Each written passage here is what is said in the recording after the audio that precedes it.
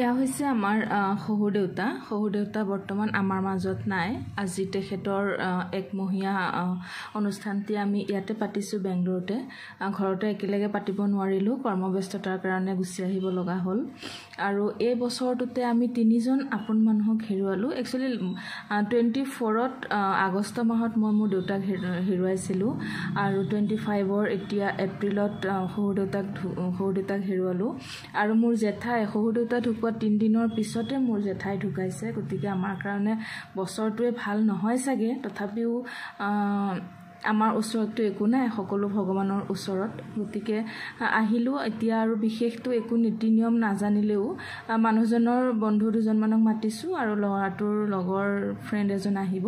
তেনেকৈ তেওঁলোকক ভাত এসাঁজ খুৱাই ভগৱানৰ ওচৰত মাহ প্ৰসাদ অৰ্পণ কৰিছোঁ।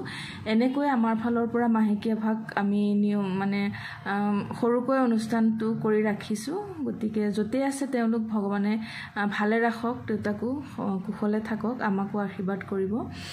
গতিকে উপায় নাই আৰু নিয়তিৰ যিটো সত্য, যিটো আমি মানিবই লাগিব, মৃত্যুটো যিটো এটা মানি ল'ব নোৱাৰা এটা সত্য, স্বীকাৰ কৰিব লাগিব। আমিও কৰিছোঁ। সকলো ভালে থাকক।